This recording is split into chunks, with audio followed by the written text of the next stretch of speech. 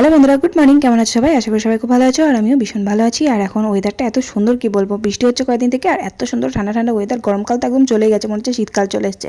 যাই হোক, সকালবেলা ঘুম থেকে উঠে সব কাজগুলো কমপ্লিট করে নিলাম। অনেকগুলো বাসন ছিল, বাসনগুলো ধুয়ে মেজে পরিষ্কার করে নিলাম। পুরো গরমকালটা যদি এরকম ওয়েদার থাকে তাহলে তো বেশ ভালোই হয়, কারণ গরম যা পড়েছিল কয়েকদিন, এত কষ্ট হচ্ছিল কি বলবো। বিশেষ করে রান্না বান্না করতে আমার বেশি কষ্ট হচ্ছিল। উনুনে যারা রান্না করে তারাই ভালো করে জানে কি যে কষ্ট হয় গরমে রান্না করতে।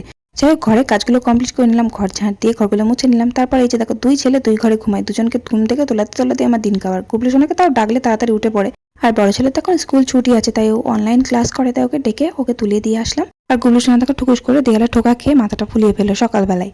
কান্না করছিল ভীষণ, আমি একটু মলম লাগিয়ে দিলাম। তারপর আমি খেলাম, চাটা খেয়ে তারপর নিচে এলাম, নিচে এসে ভাতটা রান্না করে নিলাম।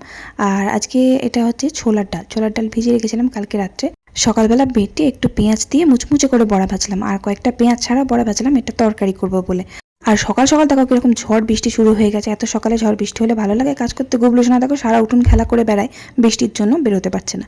যাই হোক, বড়াগুলো দিয়ে পটল আলু দিয়ে একটু তরকারি করলাম, ঝোল ঝোল মতন। বড়াতে তো ঝোল টেনেই নেয়। আর এঁচড় ছিল, এঁচড়ের ঝাল করলাম। আর কয়েকটা চুনো মাছ ছিল, চুনো মাছের ঝাল করলাম। তারপর রান্না শেষ করে দেখি কি রোদের জোর হয়ে গেছে, বৃষ্টি বৃষ্টি সব উধাও।